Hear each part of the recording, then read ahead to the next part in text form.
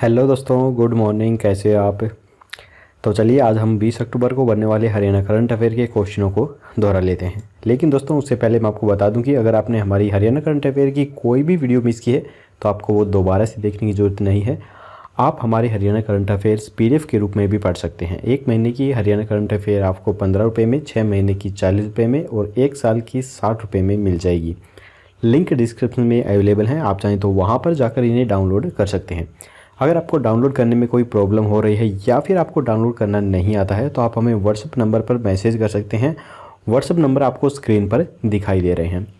तो चलिए शुरू करते हैं आज की वीडियो। तो आज की वीडियो का पहला प्रश्न है, कैथल जिले के गांव मंडी में प्रस्तावित महर्षि वाल्मीकि संस्कृत यूनिवर्सिटी के लिए जगह कम पड़ गई है। अब विश्वविद्यालय के लिए कौन सा गांव 55 एकड़ ज़मीन दे रहा है? तो ये दे रहा है जैटहेड़ी गांव।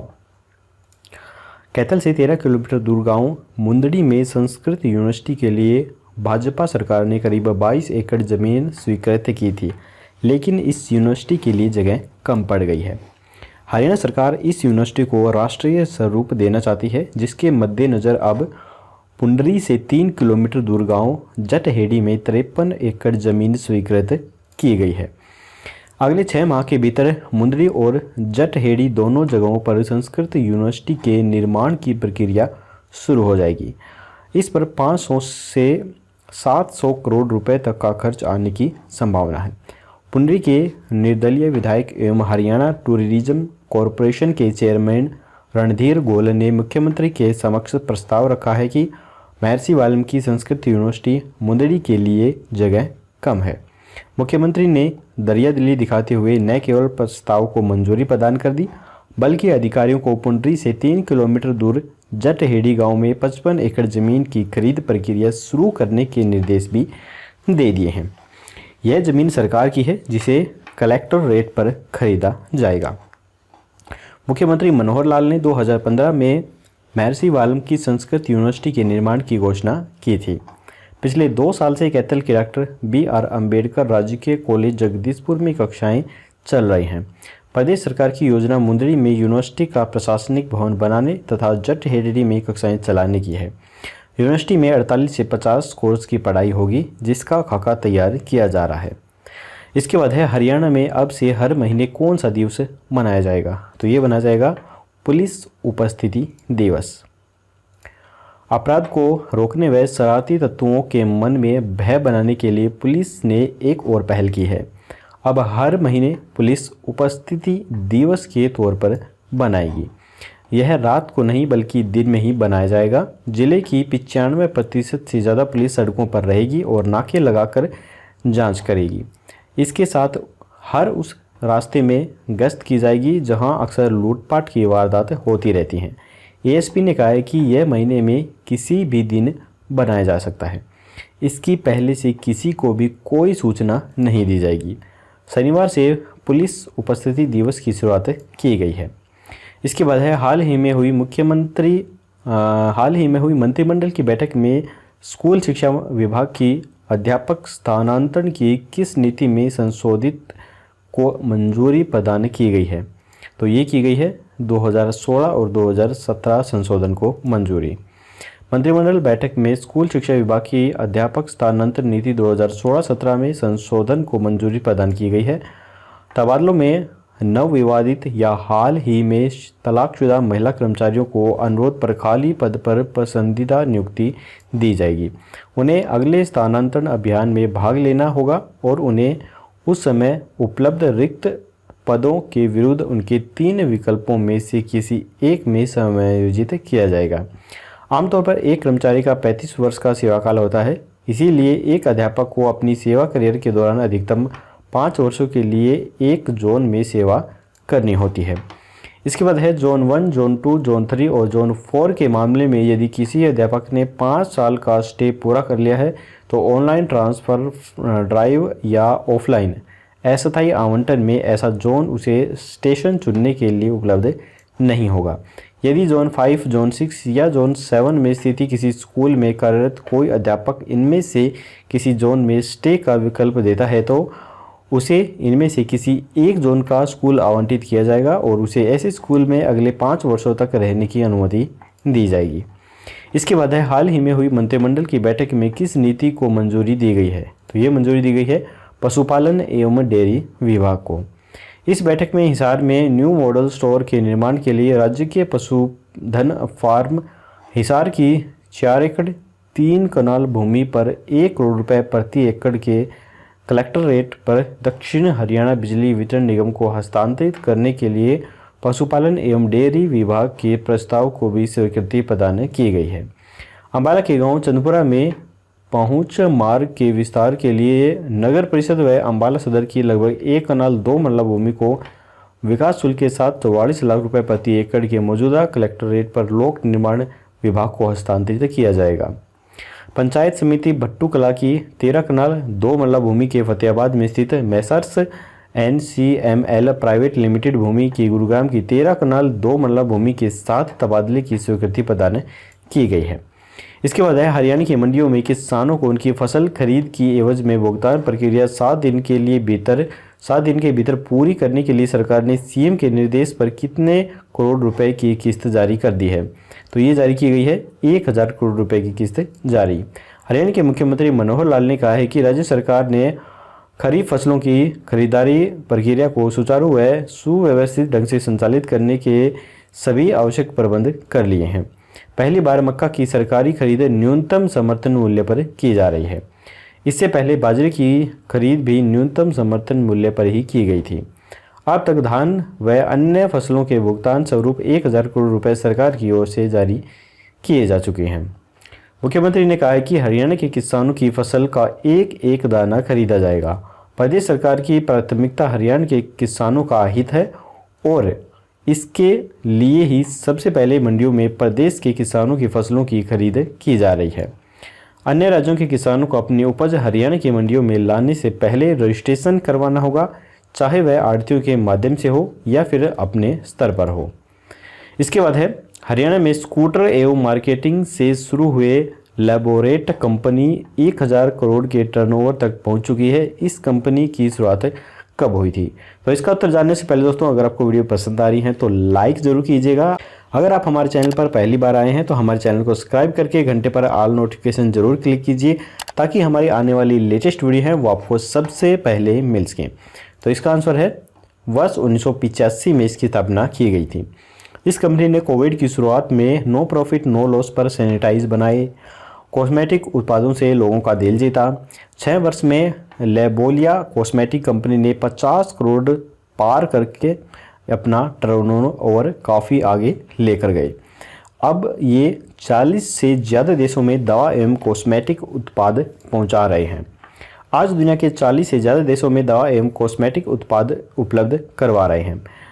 इनकी ही कंपनी लेबोलिया 6 वर्ष पहले सौंदर्य प्रसाधन यानी कि कॉस्मेटिक क्षेत्र में प्रवेश कर चुकी है। लेबोलिया आज 50 करोड़ के सालाना कारोबार तक पहुंच चुकी है। लेबोरेट कंपनी का तो 1000 करोड़ तक का टर्नओवर यहां पर चल रहा है। वर्ल्ड हेल्थ ऑर्गेनाइजेशन से अप्रूव्ड कंपनी के 3 निर्माण प्लांट हैं। इन्हें कंपनी के चेयरमैन अजय भाटिया खुद संभालते हैं।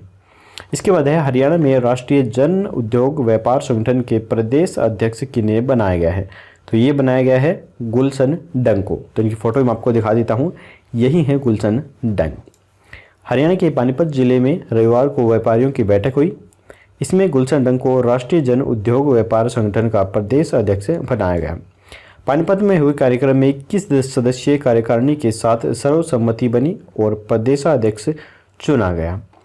इसके बाद है, हरियाणा सरकार के द्वारा फसल अवशेष प्रबंधन के तहत पराली जलाने की घटनाओं पर रोक लगाने वाली ग्राम पंचायतों को अधिकतम कितने रुपए की नगद राशि का पुरस्कार देकर सम्मानित किया जाएगा? तो ये किया जाएगा 10 लाख रुपए की राशि देकर। अब हरियाणा सरकार के द्वारा पराली न जलाने वाली पंचायतों को 5, 10, 5, 3 और 2 लाख रुपए तक का पुरस्कार दिया जाएगा। यहाँ तो अधिकतम पुरस्कार है वो 10 लाख का है।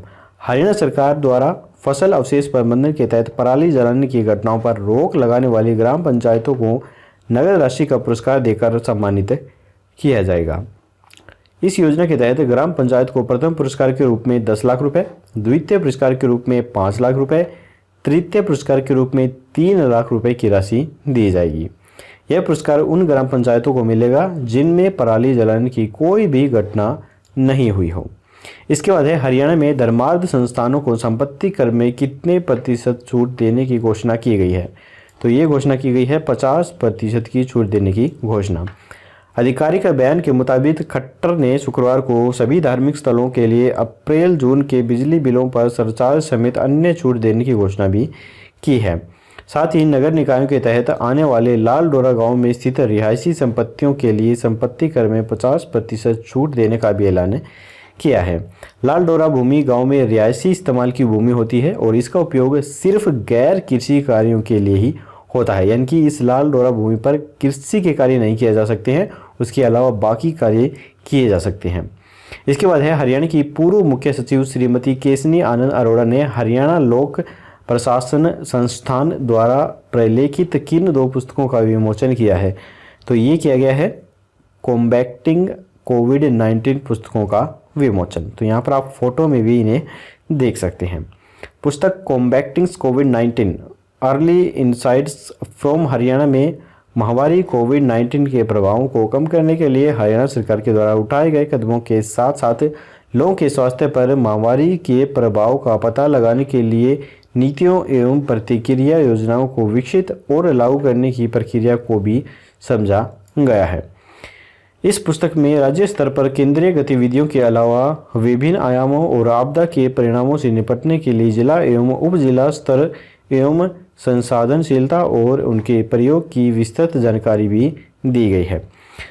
Synopsis of Haryana civil service rules Haryana सरकार के अधिकारियों के लिए एक पुस्तिका नामक पुस्तक को प्रासंगिक बताते हुए कहा गया है कि यह श्री राम शरण के द्वारा तैयार की गई है।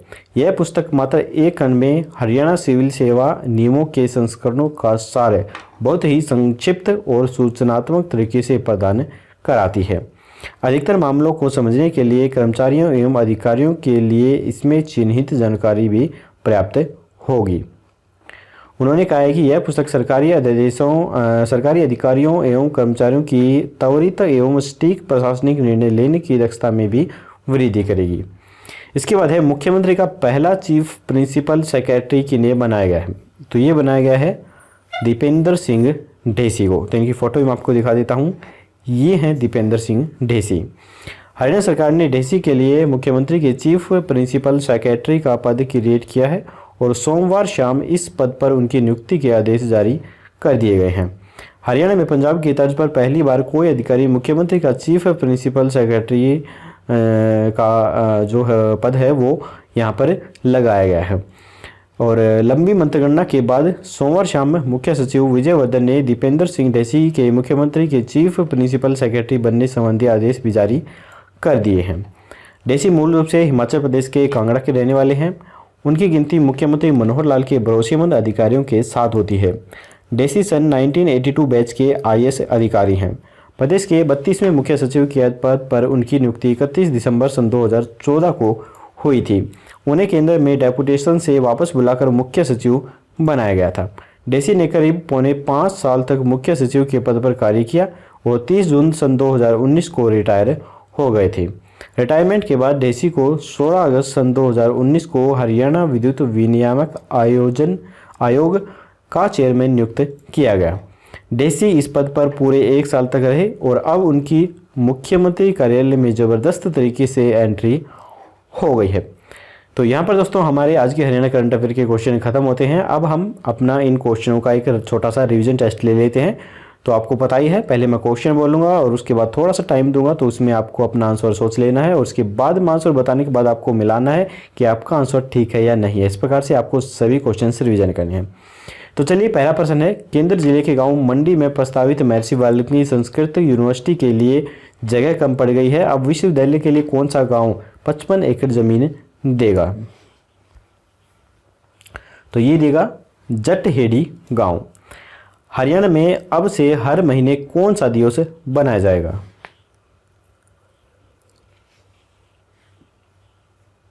तो ये बनाया जाएगा पुलिस उपस्थिति दिवस।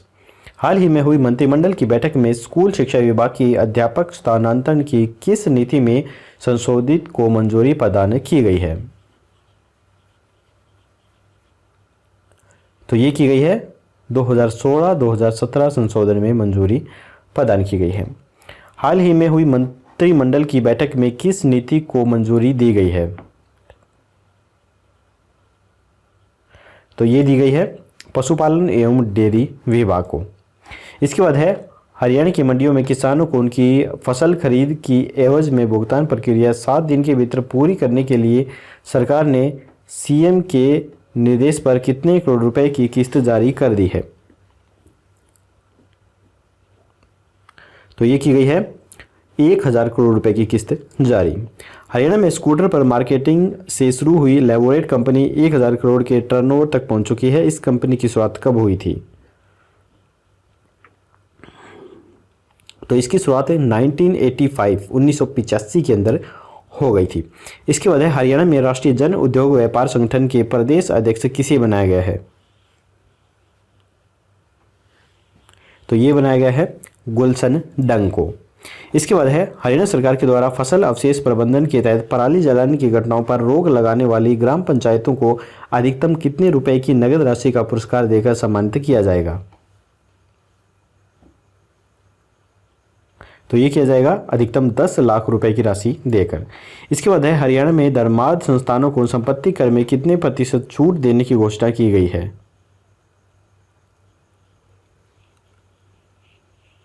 तो ये की गई है 50% की छूट देने की घोषणा। हरियाणा की पूर्व मुख्य सचिव श्रीमती केशनी आनंद अरोड़ा ने हरियाणा लोक प्रशासन संस्थान के द्वारा प्रलेखित किन 2 पुस्तकों का विमोचन किया है? तो ये किया गया है कॉम्बैक्टिंग कोविड-19 का विमोचन। इसके बाद है मुख्यमंत्री का पहला चीफ प्रिंसिपल सेक्रेटरी किन्हें बनाया गया है? तो ये बनाया गया है दीपेंद्र सिंह ढेसी को। तो चलिए दोस्तों, यहीं पर हमारे ऑनलाइन क्वेश्चन भी खत्म होते हैं। अब हम देख लेते हैं कल वाला क्वेश्चंस। कल हमने आपसे पूछा था कि प्रदेश में 3 अगस्त से शुरू हुए पौधरोपण अभियान में पहले स्थान पर कौन सा जिला रहा है? तो काफ़ी सारे स्टूडेंट ने बिल्कुल सही आंसर दिया था। इसका जो राइट आंसर है वो है सोनीपत जिला रहा है। हरियाणा सरकार की ओर से रक्षाबंधन के दिन शुरू किए गए वृक्षाबंधन योजना में वन विभाग के साथ साथ कॉलेज विद्यार्थियों ने भी बढ़ चढ़कर हिस्सा लिया था। कॉलेज स्टूडेंट ने कुल 33,026 पौधे लगाए हैं, जिनमें सोनीपत के बाद सबसे ज़्यादा 1,624 रजिस्ट्रेशन के साथ हिसार दूसरे स्थान पर रहा है। यह योजना हरित हरियाली अभियान के तहत शुरू की गई थी। तो चलिए अब हम देख लेते हैं आज का क्वेश्चंस। हाल ही में शिक्षा विभाग के द्वारा सिलेबस का फीडबैक लेने के लिए कौन सा ऐप लॉन्च किया गया है? तो यहाँ पर 4 ऑप्शन है, शिक्षा ऐप, सिलेबस ऐप, समीक्षा ऐप या फिर फीडबैक ऐप। आपको राइट ऑप्शन हमें कमेंट बॉक्स में बताना है। कल की वीडियो में आपको इसका जवाब मिल जाएगा। तो आज की वीडियो दोस्तों यहीं पर ख़त्म होती है। अगर आपको वीडियो पसंद आई हो तो लाइक ज़रूर कीजिएगा और अपने दोस्तों के साथ शेयर करना बिल्कुल मत भूलिए। तो चलिए दोस्तों, कल मिलेंगे ऐसी ही एक और नई वीडियो के साथ। तब तक के लिए जय हिंद, जय भारत।